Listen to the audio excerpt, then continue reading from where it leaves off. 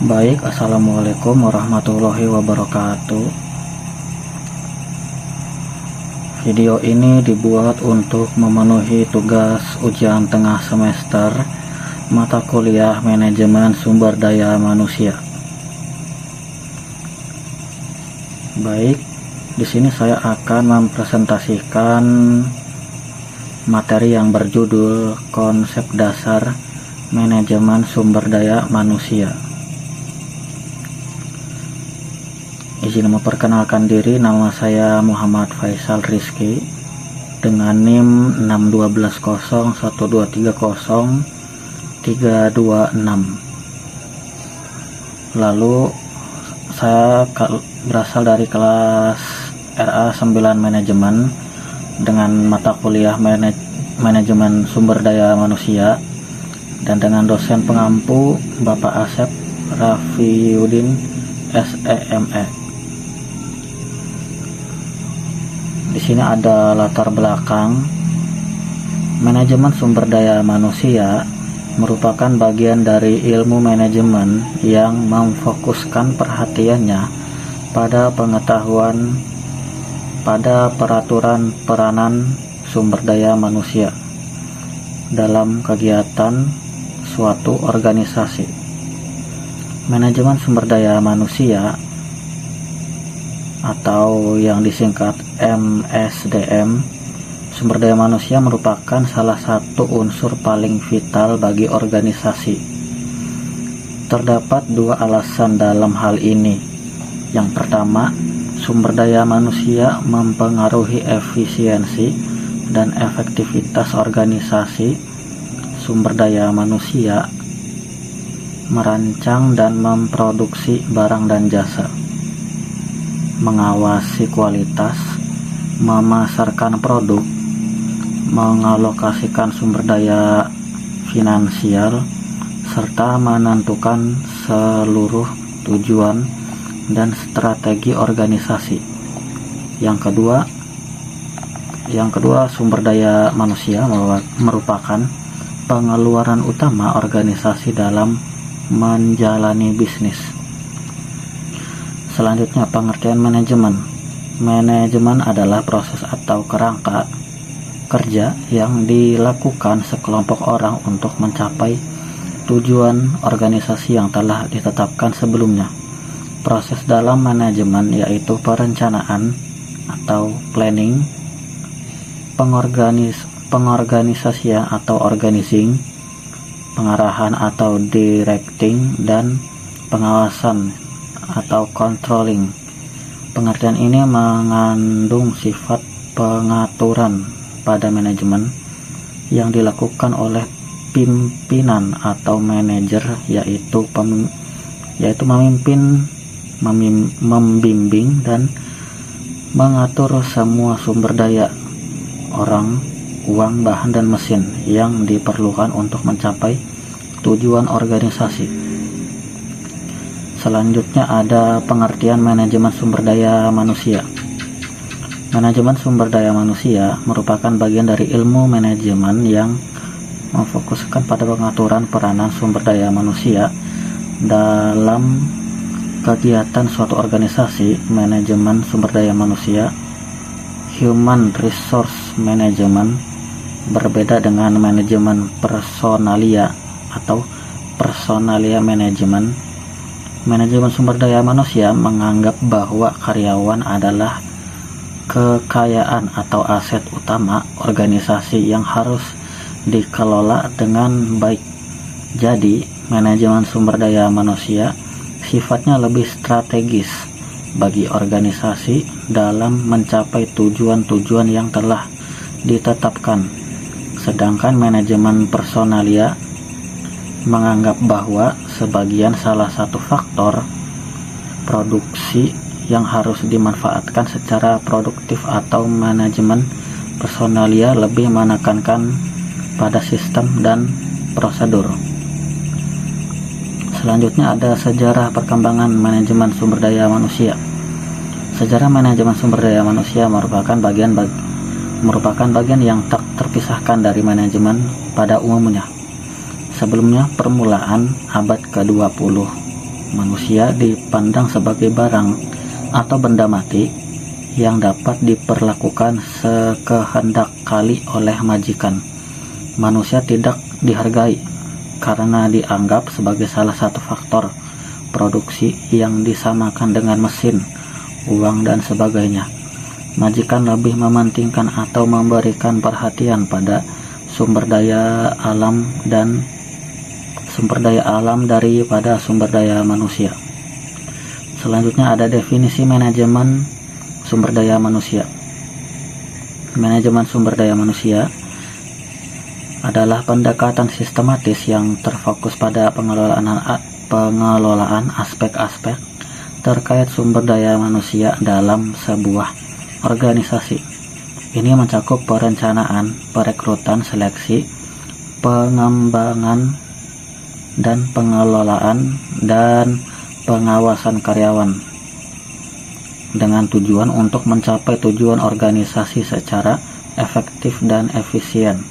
Manajemen SDM juga melibatkan pembinaan budaya organisasi, meningkatkan kinerja individu, serta pengelolaan hubungan kerja, manajemen, dan karyawan. Selanjutnya ada konsep dasar manajemen sumber daya manusia. Yang pertama ada rekrutmen atau placement and tech management. Kebutuhan karyawan dianalisis juga berdasarkan posisi, fungsi, dan kemampuan atau keterampilan. Maka perlu dilakukan rekrutmen, placement, and talent management atau penarikan penampilan dan pengelolaan keterampilan. Selanjutnya ada rekrutmen, penarikan penawaran. Penarikan atau rekrutmen merupakan proses pencarian calon karyawan baru atau pelamar sesuai dengan kriteria yang dibutuhkan. Selanjutnya yang ketiga ada placement atau penempatan. Penempatan karyawan didasarkan pada posisi yang sesuai dengan latar belakangnya. Dan yang terakhir ada talent management atau pengelolaan keterampilan, yang dimaksud untuk memaksimalkan sumber daya manusia yang ada dalam mencapai produktivitas yang tinggi agar meningkatkan efisiensi lembaga. Selanjutnya ada tujuan manajemen sumber daya manusia.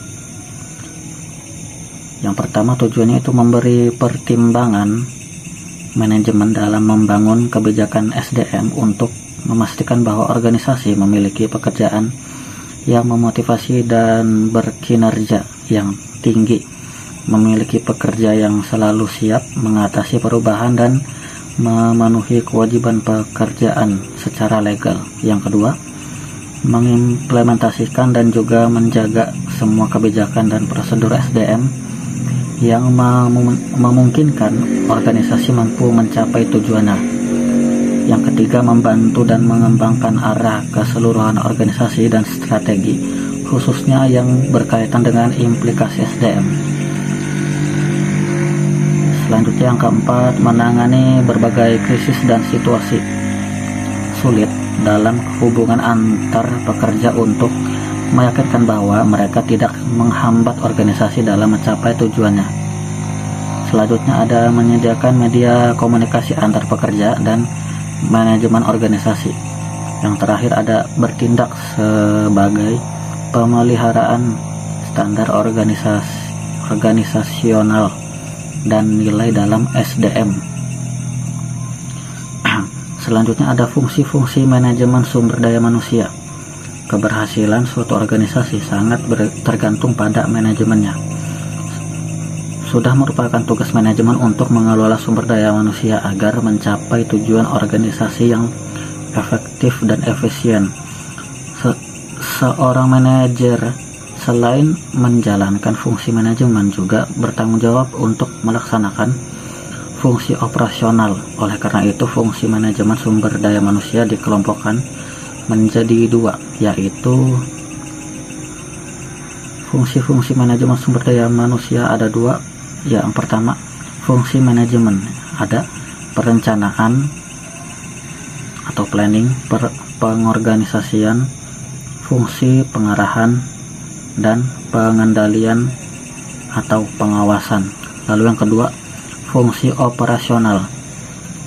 Di sini ada pengadaan, yang kedua pengembangan, selanjutnya kompensasi, selanjutnya integrasi atau penyatuan, lalu ada pemeliharaan atau maintenance, dan yang terakhir pemisahan, pelepasan atau pensiun. Selanjutnya pendekatan manajemen sumber daya manusia. Organisasi dalam pelaksanaannya, aktivitasnya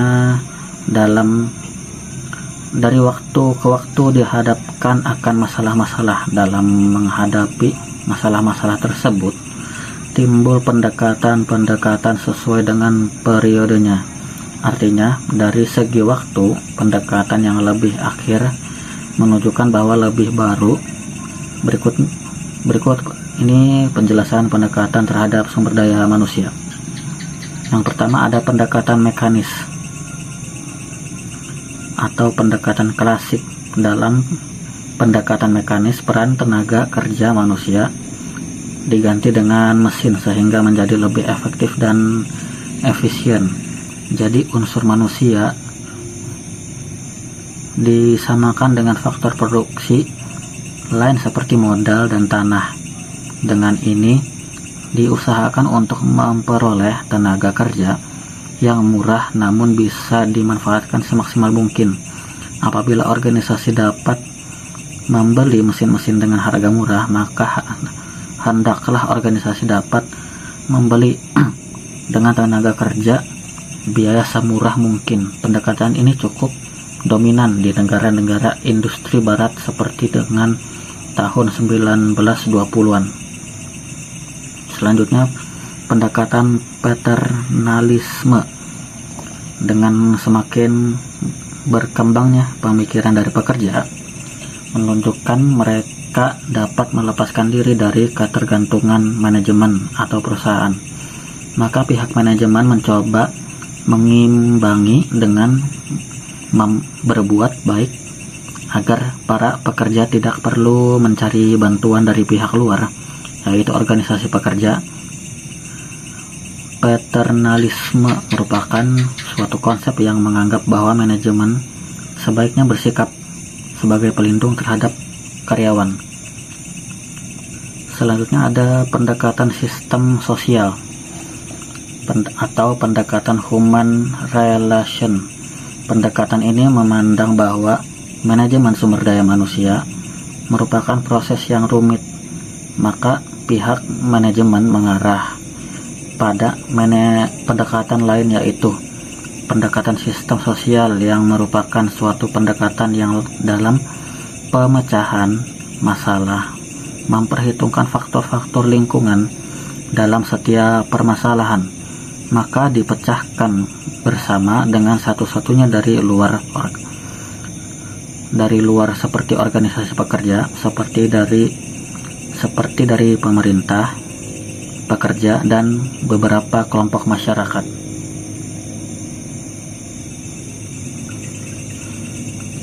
Selanjutnya di sini ada kesimpulan. Kesimpulannya, manajemen sumber daya manusia merupakan konsep luas tentang filosofi, kebijakan, prosedur, dan praktik yang digunakan untuk mengelola individu atau manusia melalui organisasi. Manajemen sumber daya manusia berhubungan dengan sistem rancangan formal dalam suatu organisasi untuk menentukan efektivitas dan efisiensi untuk mewujudkan sasaran suatu organisasi.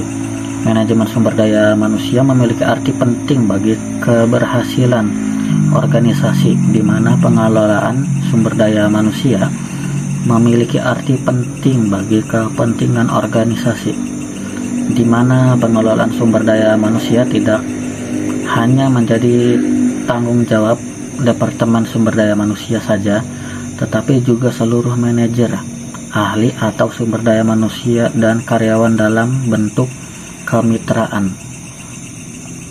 Baik, presentasi sudah selesai, dan ini daftar pustaka atau sumber yang saya ambil dari materi yang sudah disampaikan tersebut ya. Baik, segitu saja pemaparan materi yang telah saya sampaikan. Semoga bermanfaat dan dapat digunakan dalam pekerjaan kita sehari-hari. Baik, terima kasih, segitu saja. Kurang lebihnya mohon maaf. Wabillahi taufiq wal hidayah. Wassalamualaikum warahmatullahi wabarakatuh.